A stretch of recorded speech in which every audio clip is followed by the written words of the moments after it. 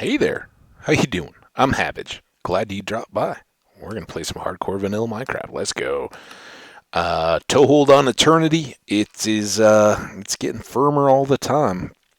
I had a great little episode last time. Hope you guys enjoyed it. It was not the most fraught with peril or anything like that. We were largely at the darkroom spawner harvesting creepers, but we got a few goodies along the way, including a nice old batch of gunpowder here. And let's just grab up what we've got. I'm not at all worried about our rocket supply at the moment, but we can always, let's go. That was a miss, but oh, come on, load game. We're carrying that crossbow to remind us, as I remind myself, we need to go visit the villagers and buy a mending book if we don't have one upstairs. But first things first, I'm going to load up with sand and make a bunch of TNT.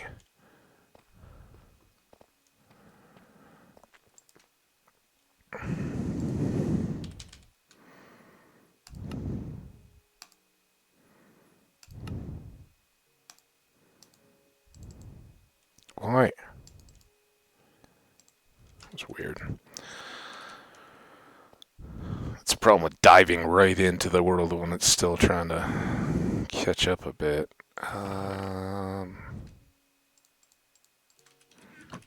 That's all we'll need.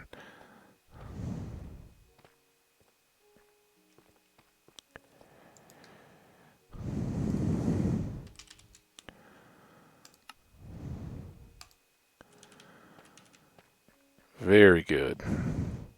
Even if we didn't already have a big old load of TNT in the shulker, we would now. I mean, we could do a whole trip just on that, and we've got maybe close to double that. Let's run upstairs and check this.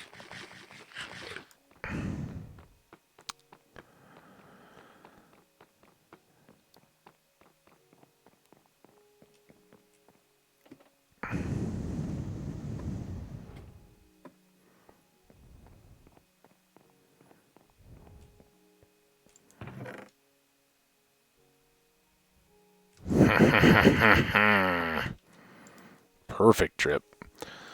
What you guys were all talking about.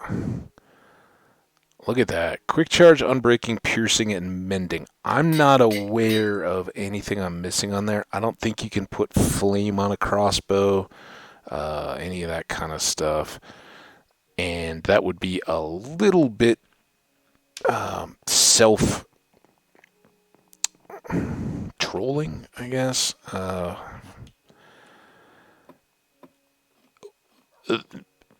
Really, the last remaining thing we need for the crossbow is the. And speaking of which, I'm not going to sleep. The last remaining use of the crossbow that we really have here is getting an advancement with phantoms. There is a. Let's just carry it until we have it repaired up enough. We're getting a little low on rockets. I guess at some point we'll need to try those. But again, I think we're just gonna we'll take off during the night to start heading back out there. But 1, 2, 3, 4, 5, 6, 7, maybe. A lot of this doesn't matter. Mainly 1, 2, 3, 4, 5 things that we really want to focus our netherriting on. Then we can add, add to more stuff, whatever. But these are the tools that we would use in bulk harvesting and gathering. So they're the ones we want to have that maximum durability on when we're out and around the world. These are going to be repairing themselves as they go for the most part. Not so much this. So that would actually move up. So maybe 6 items that we want to get. We currently have 1 scrap, so we need 4 per. So that would be what, 30, no, 24 pieces for 6. So 23 scraps, maybe. Does that sound right? I don't know. We're doing unnecessary talking. We're going to leave this one. Again, this has some of the quartz and just stuff to put out in our silo build. I don't think we need worry about that. And the last thing we're going to do here before we take off, I'll let time pass while we're doing it. I need to re-grab those coordinates. I do have a pen. Clay Swamp is 2735 and 7710. Those are both negatives. I kind of ran one number up on the other in my notes. Negative 7710 and there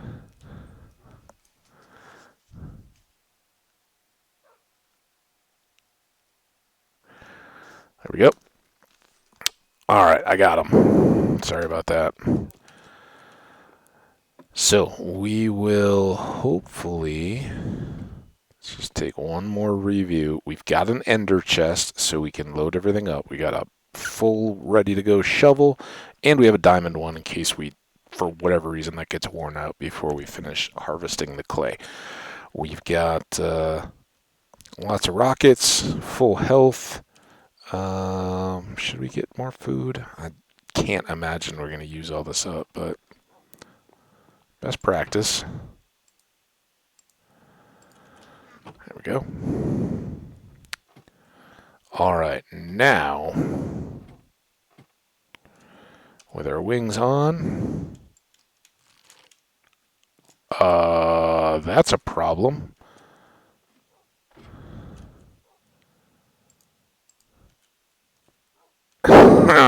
I guess we don't fly.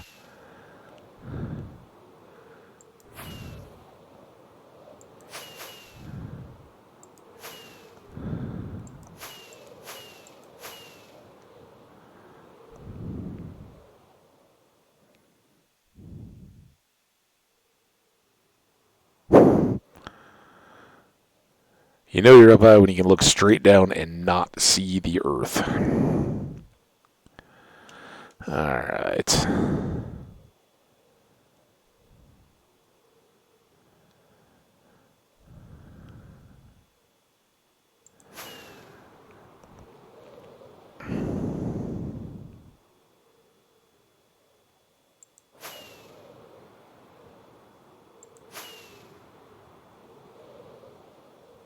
We want that Z number shooting up much more quickly than, well, I mean, if we get to 2200 on the X, we can, or 2700, we can just correct it out, but. All right, now. Doing all right.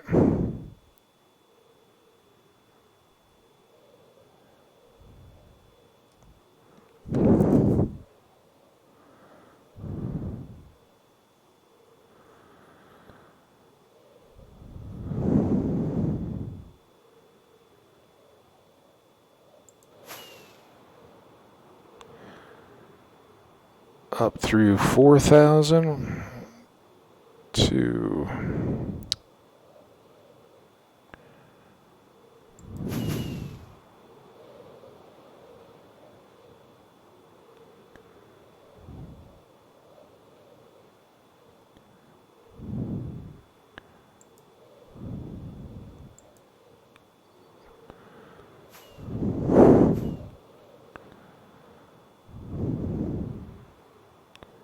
Little lag there. when you see the rocket tip and there's nothing, and then a few full seconds later, waiting for chunk.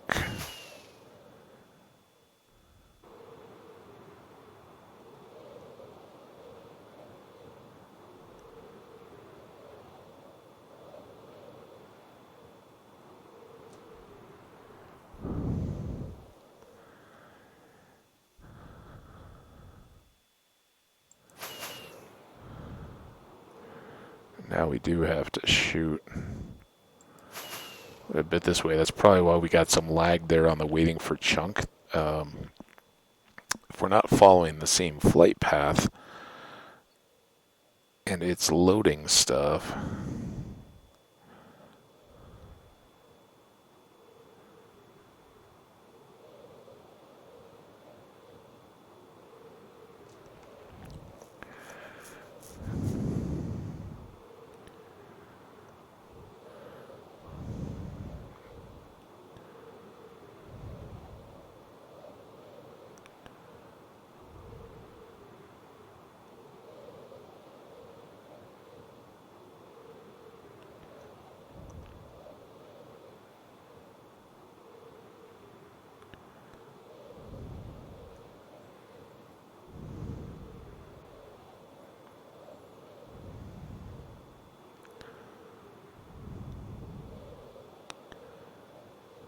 oh, sun's coming up.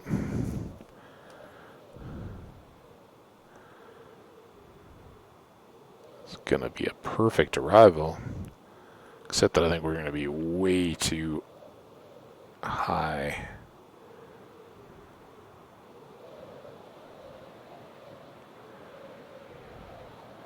Okay.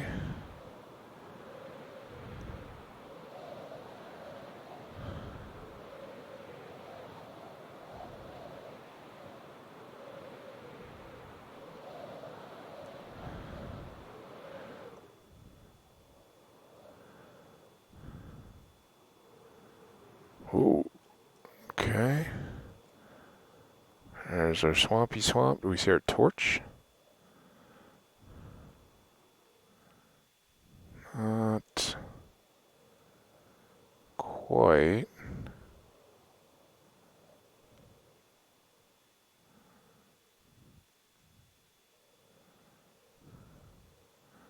But I think I remember that pumpkin. Alright. First things first. Switch you. You.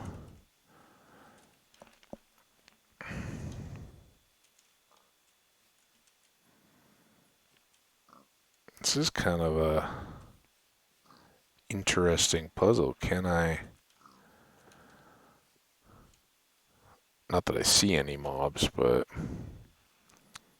I was trying to be ready for trouble. Can I shoot alternating weapons? I don't think so. You gotta right click to draw the bow. Okay, there's our torch. So let's try to approach this in some kind of a fashion.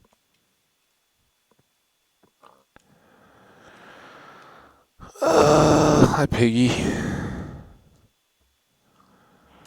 Get rid of that, certainly. Let's put away our rocket stuff. See, look at how much better we did by not having to twist and turn and load chunks and all that kind of stuff. We just went, and that worked out pretty well. Let's drop an ender chest now. I don't think we're going to like set up a particular hangout, but as long as we have it up, get a couple shulker boxes out. All right, are you ready? Can we... Or I guess, how much clay can we get in an episode? And do we have enough time to fly back?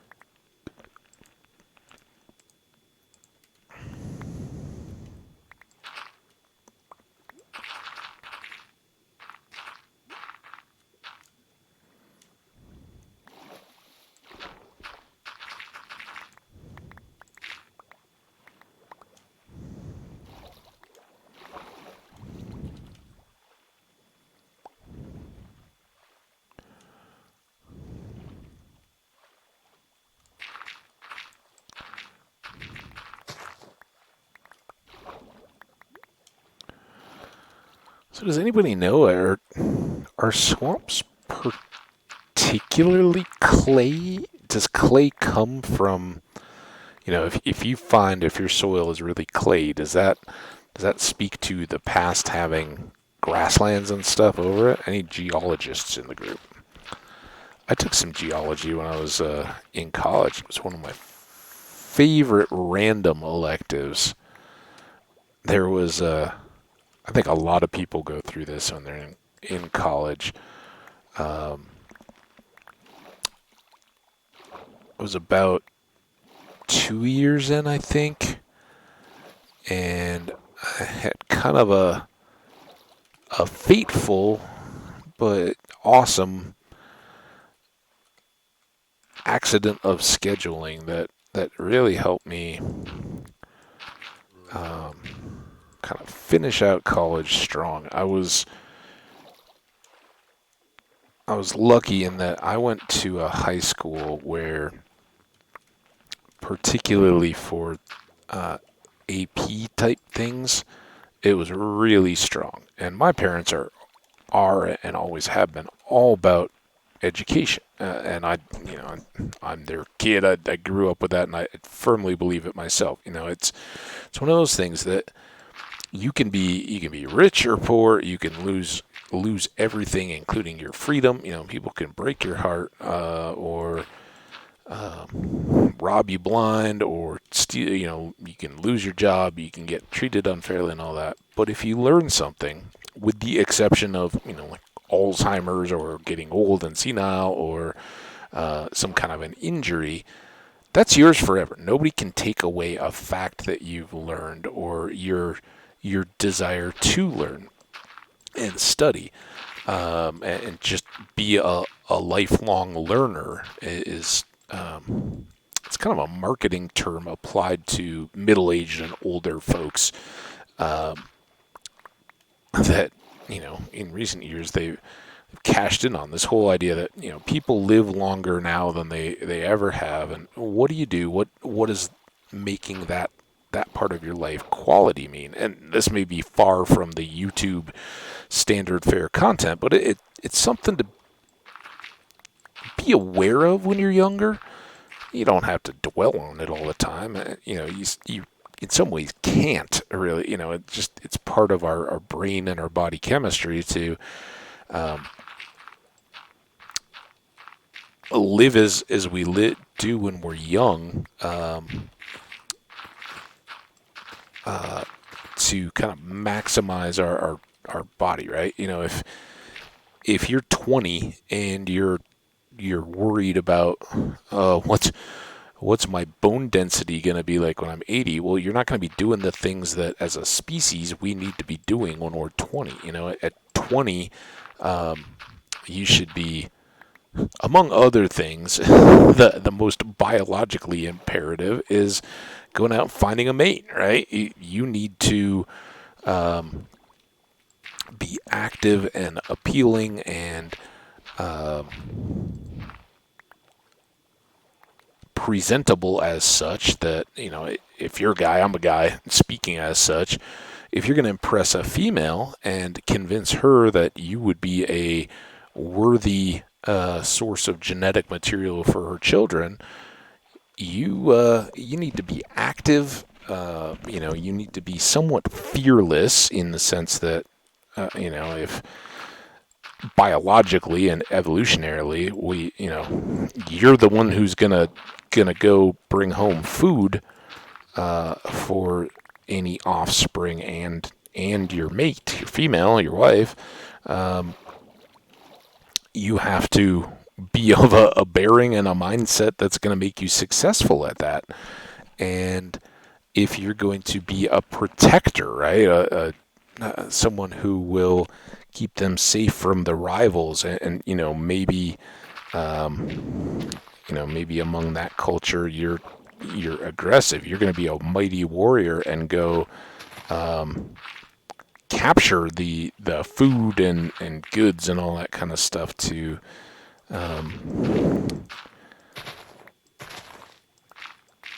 keep your people fed, or and think like Vikings, right? you're going to go out and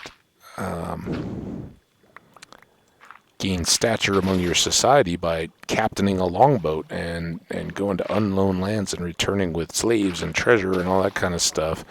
You're also going to be one among your peers who's most likely to do the raping of the raping and pillaging, right? And I'm not saying that like in the criminal sense of nowadays, stalker and assault. And I'm not trying to glorify that. I'm sure in those times too, the victims of such crimes were mortified, and I'm sure that there was strain and all that. But it is a reality of our world too. And as a person who studied history in college, I don't pretend that didn't happen. Like the Mongols. I think there's what's the stat? It's probably internet-y, so it probably isn't entirely true, but that, like a fifth of the world's population can trace some DNA either back to the family of the Khans or at least the Mongol conquest and empire as it spread across Central Asia and Europe. And, those things do happen. To the victor go the spoils is a real deal, and a big part of that, when we don't live in a society as we do today that's made up of law and the respect of human rights, you're an army that just took control of a village, and you've got a pile of bodies that were the people that were uncooperative. Well, there's going to be women who get the message that, yeah, you could be resistive and dead, or follow that soldier back behind the barracks and see what happens. And lots of babies get made that way when armies do go through. And I'm not trying to make light of the emotional and human toll of that, but from a purely biological sense, when you're young, you want to be the soldier that's at the front of that line, right? And so evolutionarily, that means that when you're of primary mating age or attracting a mate type age, your biochemistry is designed to promote reckless behavior, fearless, pushing through and not caring about the enemy, but final victory kind of stuff, push through, you got it kind of stuff.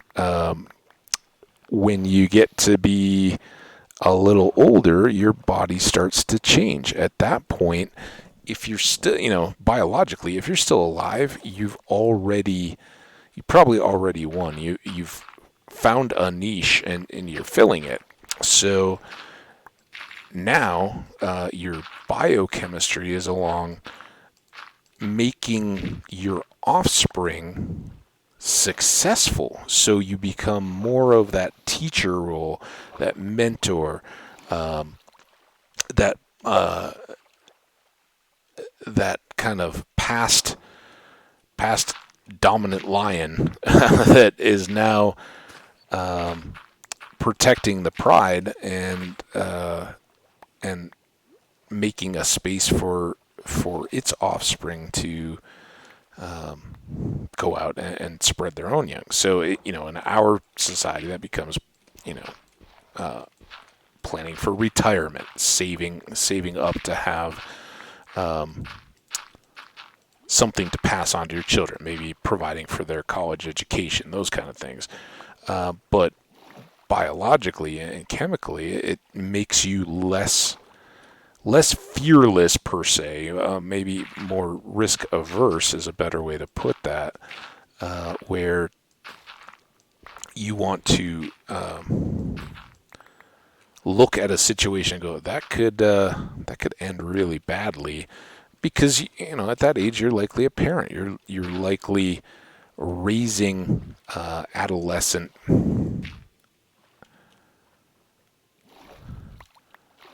children and looking out for their welfare. So experience and analytics become much more important than pure raw physical strength and some of those kind of things. So and nowadays, we're living as a species longer than we ever have before, and that's thanks to our medical science. That while it's somewhat a fallacy, it's not. Life expectancy is a real deal, and they can calculate it going backwards in history. So they can say in the Middle Ages, the life expectancy might not have been 30, right? But factor into that, and it's conveniently forgotten when statisticians or people that have a policy agenda get a hold of it, or just want to sell a story or whatever. A lot of those early life expectancy stats and the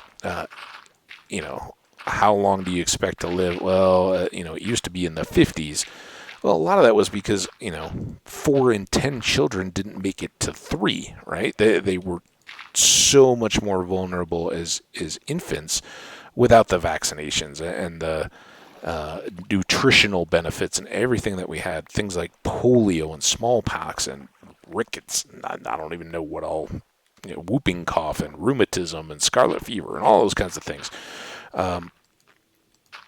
When there was no medical possibility, that's why families used to be so big.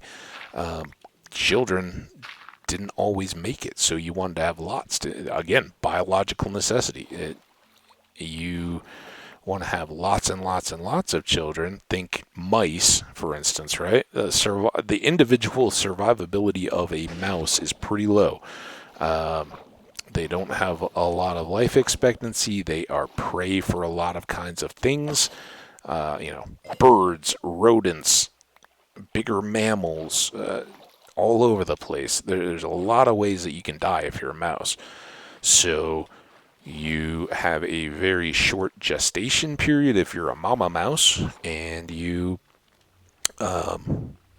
gestate very often, right?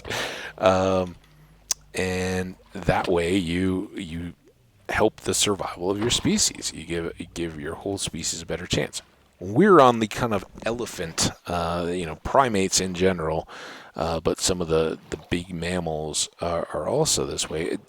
Typically, elephants are kind of an exception. Much more often, it's kind of apex predators, and primates sit in this kind of gap in between. Whales are much the same way. We talked about whale bones in a recent episode, but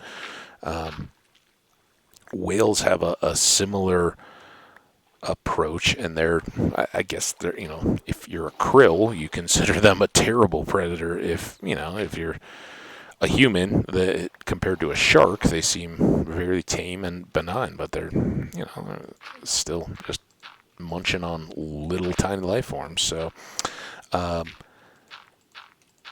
in that sense, I guess they're kind of apex predators, but it's not like they're using camouflage or pack techniques. Well, maybe they use pack techniques. I don't know. I'm not well versed, but maybe they kind of herd the krill. I don't know. Take turns going in and nomming on them. They're certainly intelligent creatures, right? I don't think anybody would dispute that.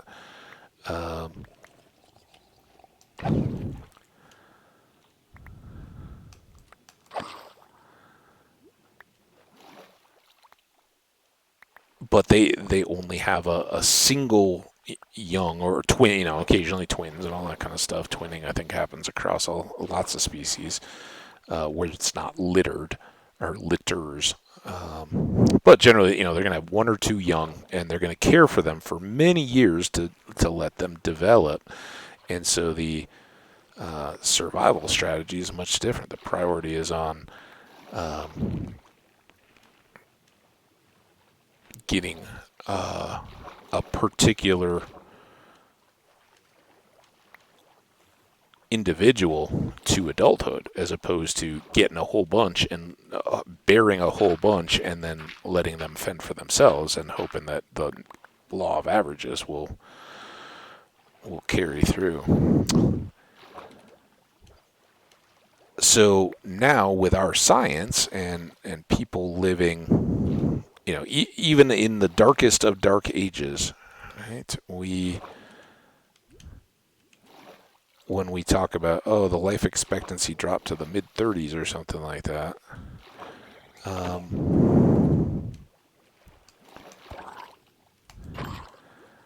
there were still lots of people living into their 50s and 60s, because if you got to like age 10, you stood a pretty good chance, right? At that point, there's not as much pollution. After a certain point, you're not entirely vulnerable to lions or tigers or anything like that. If you have even pretty good spears, you're going to be doing all right. So, much less a bow or a gun or something like that. So, yeah, you get to a certain age, you're not as at risk to disease. Your diet and everything is going to be pretty healthy. And you're going to be very active. So, you live a long time. And now we just kind of have magnified that to where grandparents and great grandparents are assuming that role of teaching and caring for and mentoring and protecting the people around. Now, these days, you're awesome if your parents are serving in the military or something like that. Thanks to them for their service. And around the world, this varies a little bit, but certainly in the United States where we live, by and large, parents don't have to go out and put their lives on the line to provide for the welfare of their children. Even, just after having had them, they go back to an office job or a teacher, a factory, or whatever the case may be, and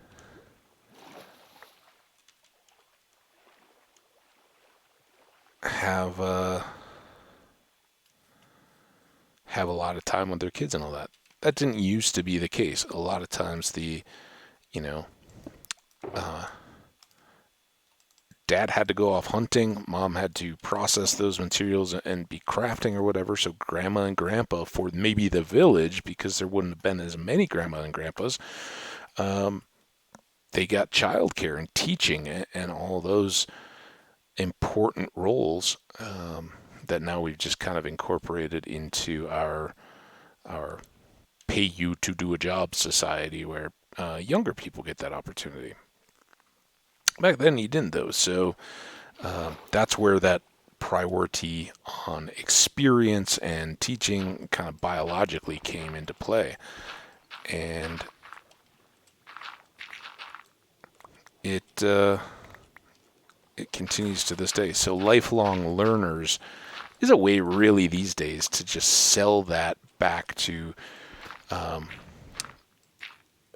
middle-aged and older people. I mean, I guess it depends on what your definitions of those things are. I remember when I was little, and I think there's still, you go into like a Hallmark or Spencer's or something like that, there's going to be plenty of 40th birthday over-the-hill junk to sell. But I think most people would agree that in today's day and age,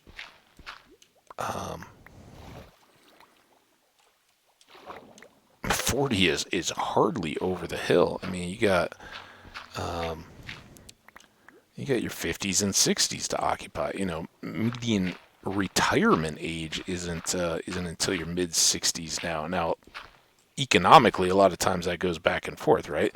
The government wants to make Social Security retirement, what is it now, like 68 or something? I don't even know, but they don't want you pulling on those funds. They want to keep them and use them to support our crazy budgets. But that does increase this idea that we'll be in the workforce longer.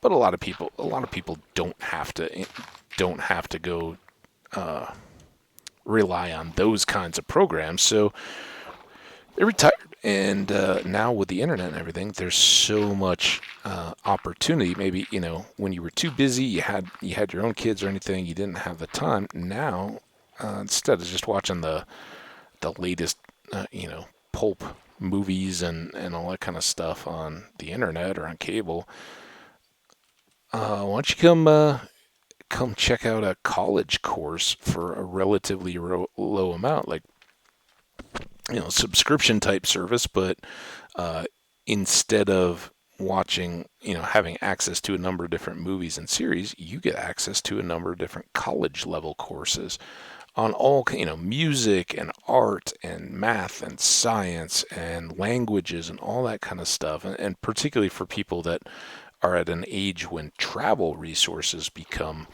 more available. Again, you have the time, you can see this world that you've been a part of for so long. So that's why a lot of travel is done at retirement type age. All that all that stuff comes together, and lifelong learning is a very appealing concept um, to a lot of people that are older older now than I am. Um, and I'm not that old. I don't think I'm to that point yet, and would kind of resist all that. But I've through my upbringing, my parents have always been, well, what have you read recently? What are you busy thinking about, or intellectually, how are you trying to make yourself a better person? Is there spiritual stuff going on, or is it philosophical, or is it just learning about new places or people or anything like that? What do current world events make you look to learn more from about history? All those things are certainly interesting, and I'm not a big current events, politics, anything like that person, but I think the whole world is aware of what's going on in Afghanistan currently, and for me, that just brings back a desire to always, and over my adult life, we've kind of been engaged over there, but as we have been, that's been an area to learn more about.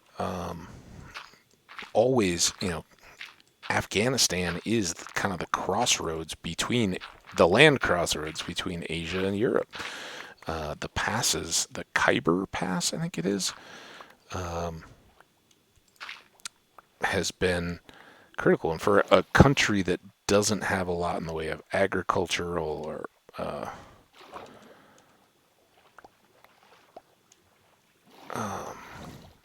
city type resources, it's landlocked, it doesn't have ports and those kinds of things, so it can't do a lot of its own shipping, but it facilitates the transport of all those things overland.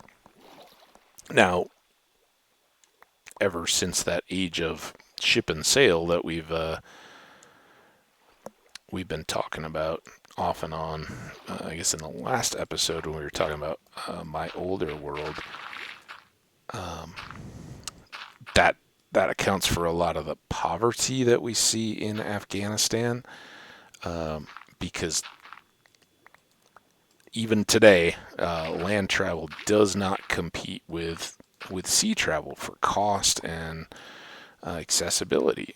It's just speed and expense and everything else. You're way better off. That's why there's still super tankers and cargo ships as big as cities, all cruising around out there in the ocean.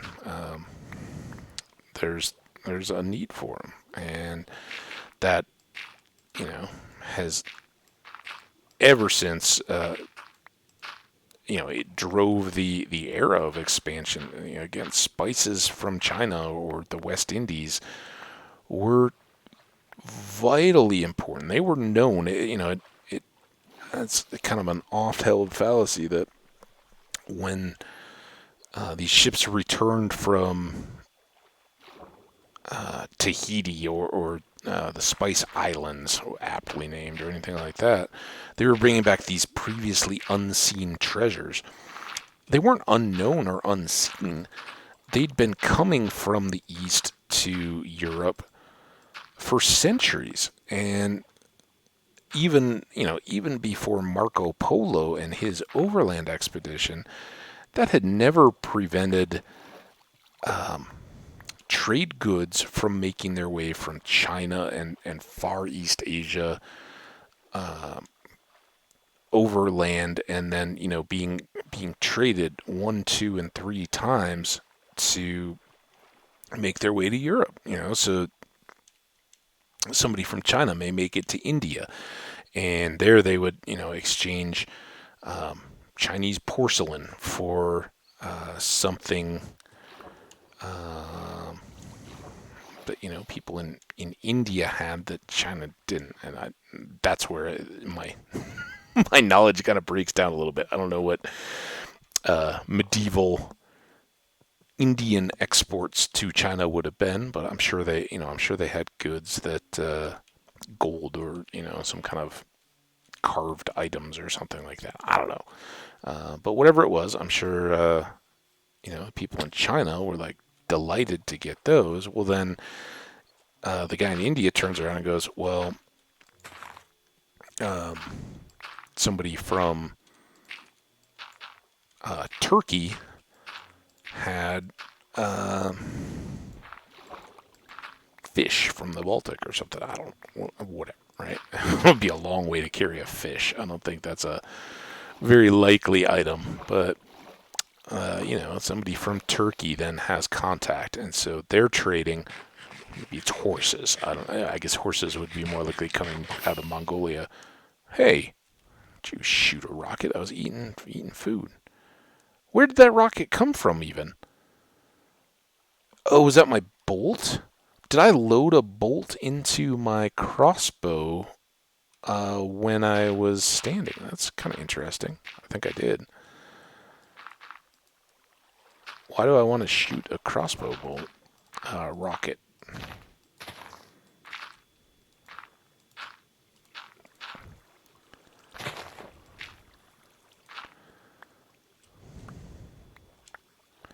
Kind of making a little currenty mess out of some of this, but as I don't anticipate building anything here particularly, I think that's okay. How are we doing on time for one? 43. And inventory, not too bad.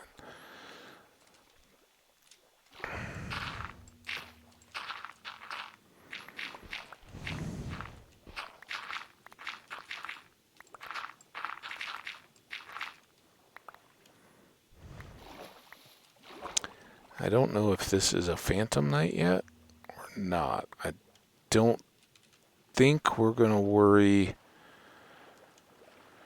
Oh, I have 47. That worked out pretty well. I was going to say, I didn't really think about arrows for this crossbow, as I decided not to sleep to bring phantoms specifically for the crossbow.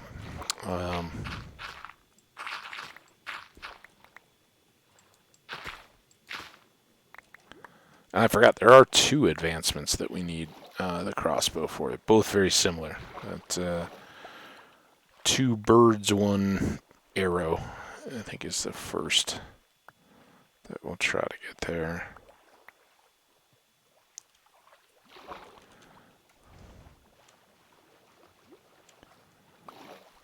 A few little pieces of clay.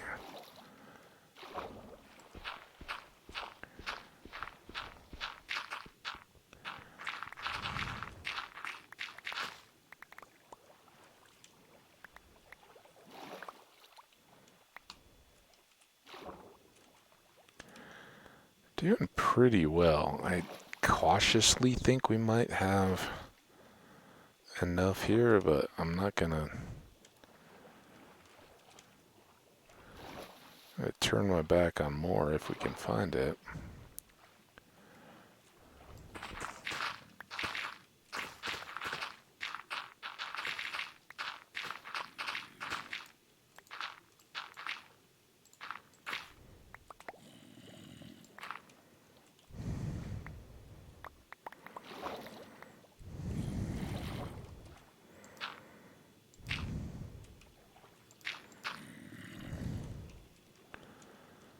Come on down here and say that.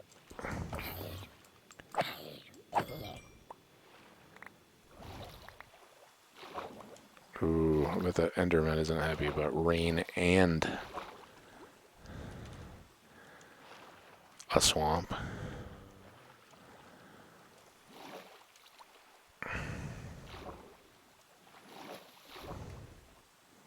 This may be nearing the end of our swamp adventure here. I think we've come all the way around to back to the mountainside.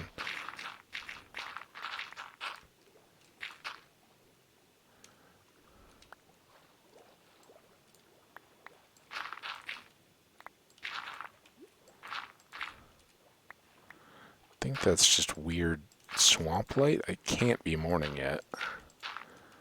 Just turned night.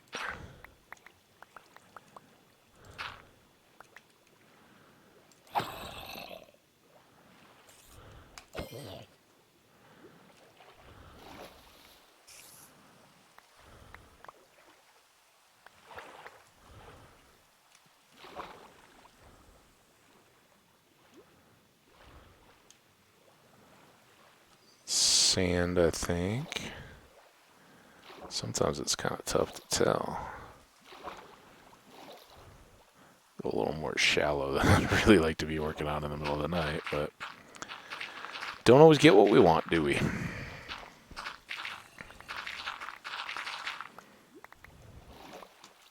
So, are you a lifelong learner? Is that something you know, whatever age you're at, are you a person that's and I'm not trying to be critical. Like I said, you know, it varies a lot through age. And when I was young, at times I really resisted the idea of, you know, why don't you read a biography or something? You know, I just wanted to read. And don't get me wrong, I love Netflix. Last night I was watching zombie shows and movies and stuff, and I still try to read a mix of books. Still, I think since the pandemic, I've been working on the writings of John Muir, and still I'm working through Stephen King's Dark Tower. Septilogy? I don't know, what's a 7-book series?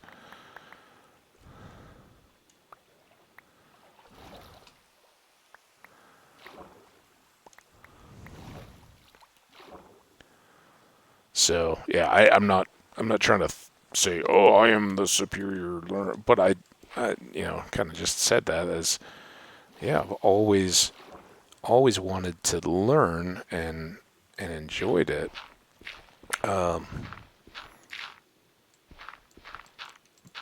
the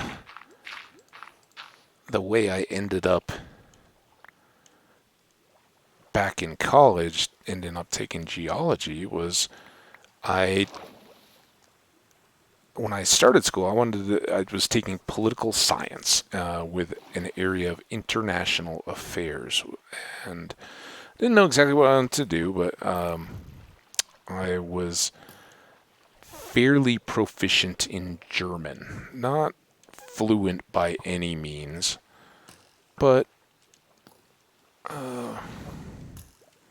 could get by. I'd done some like residential travel to German speaking.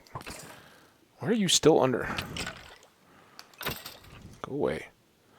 I didn't really know he would follow me underwater. I mean, I guess I did, but I haven't been in that situation while I just kept thinking he'd stop shooting at me.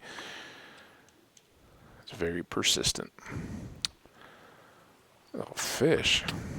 Alright, enough.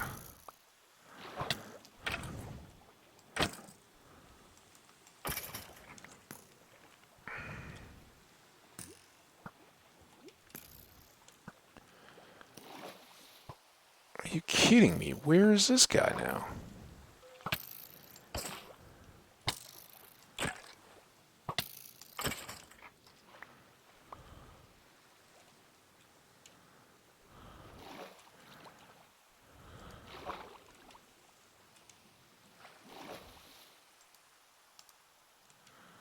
Where's this enchanted bow?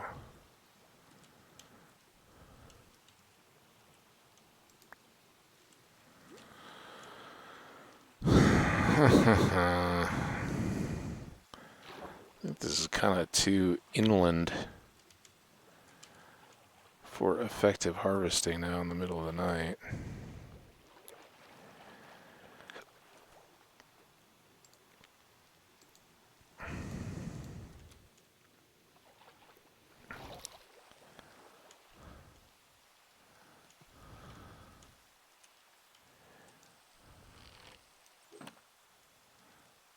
Do, do, do, do, do, do, do, do.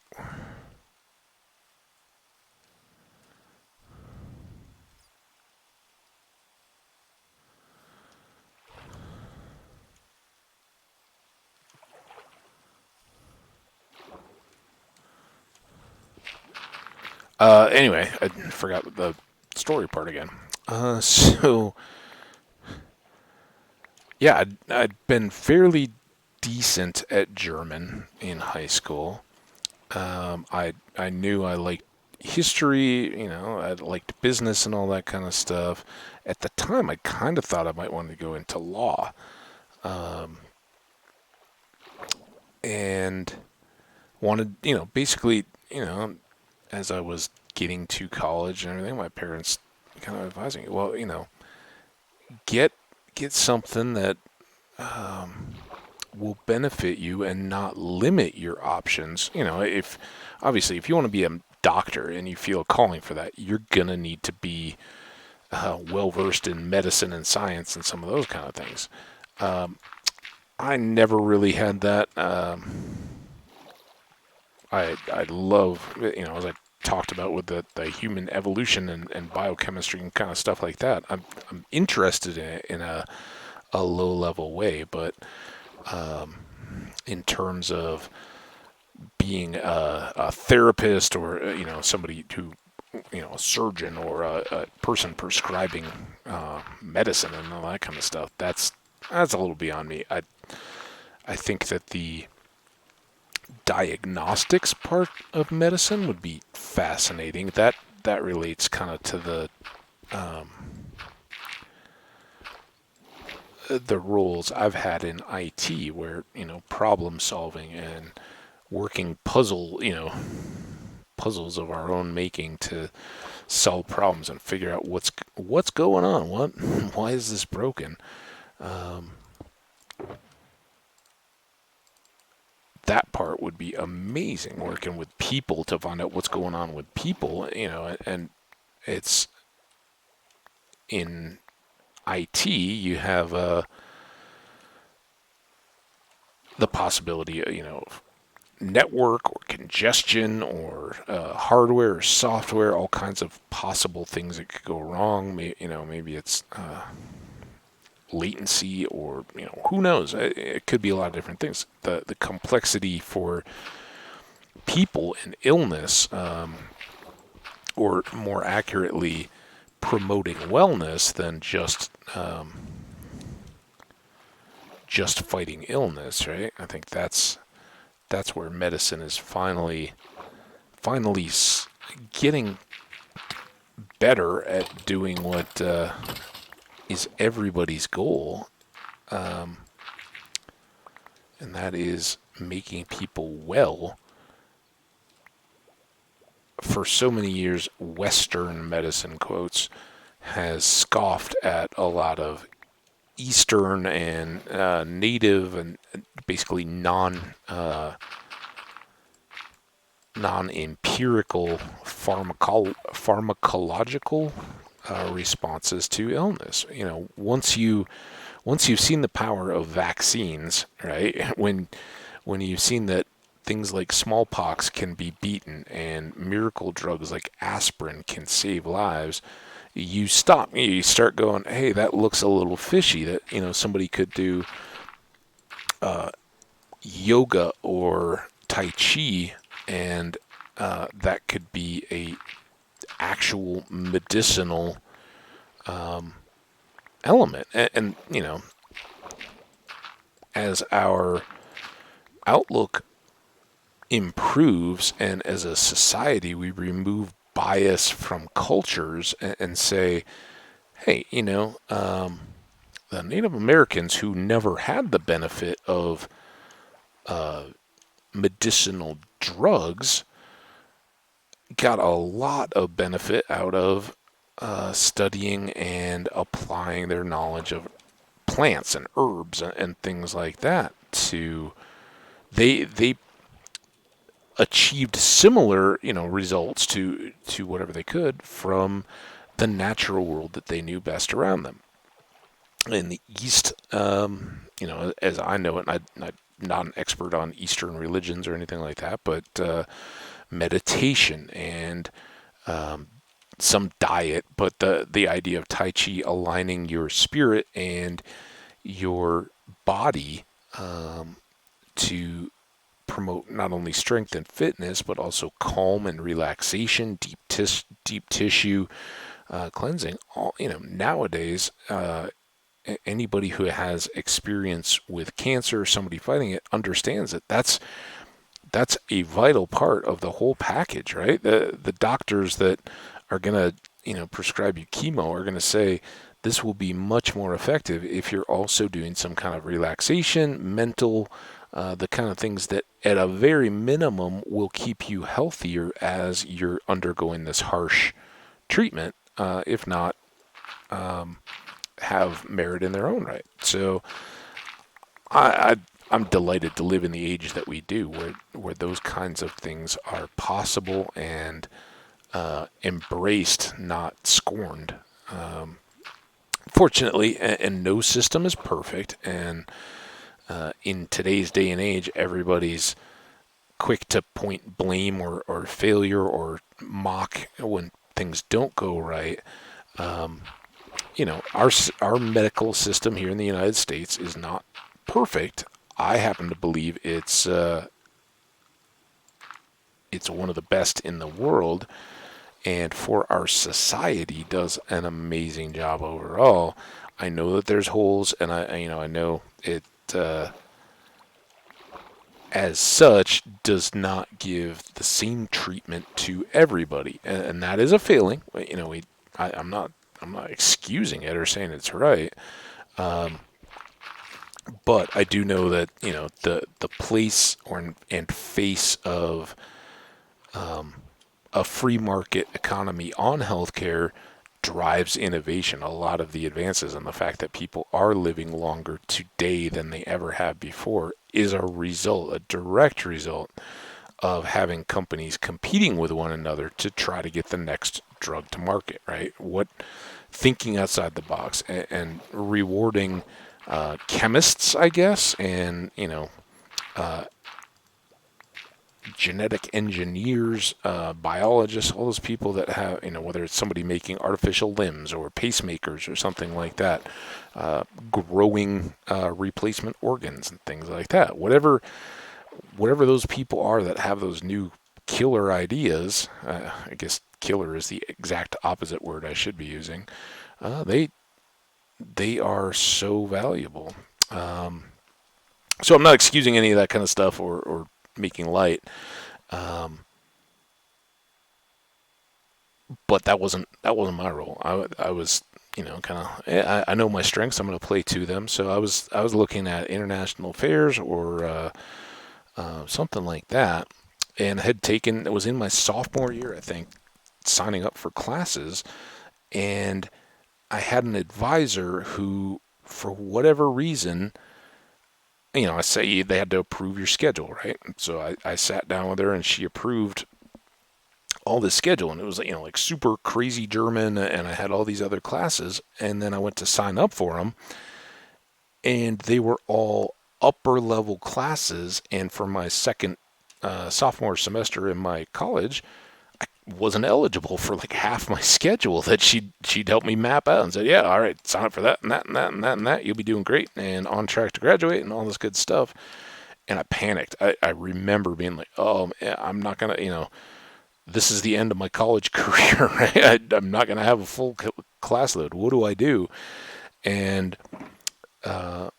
right then and there, I ended up just, what are classes that I can take? And I ended up taking electives, and I switched to history, and had already taken like biology for non-majors as a science elective, but due to the availability of things, I ended up taking Spanish. I took an intro to Spanish, and I took geology as a two-part elective. And they were two, like, my Spanish is worse than my German at this point, but both of them really paid dividends, just in my quality of life. I don't go on a road trip without looking at how that might have, how this or that might have developed in the world. What is going on? My windows are all over the place here. All right, we're already at an hour into. I knew we were close, and that's what I was trying to get back to. So let's get back in here. Save. So yeah, I ended up taking geology as a very intro in Spanish. Both are very bad, but they, I haven't retained a whole lot out of them, except for an appreciation of those. And so taking Spanish as a third language, German, is my, well, I haven't spoken it in years. It's still my best second language. Spanish, here you get more exposure to it in the United States. But I don't use it. I certainly, it would be hard pressed to maintain any kind of a conversation. But just having taken it as a third and learning how the mind works, and when you already know a second language, how learning a third then supplements and kind of feeds off one another, gives you a good appreciation. And then when I talk to people in Europe who are like, oh yeah, I speak 8 or 9 languages because that's just more common there, makes sense. Like, all right, once you've got 1 and 2 and 3, then you get better at all of them because you understand, when you're not just in English and you learned cognition of verbs and things like that in early grade school, and then it's kind of forgotten.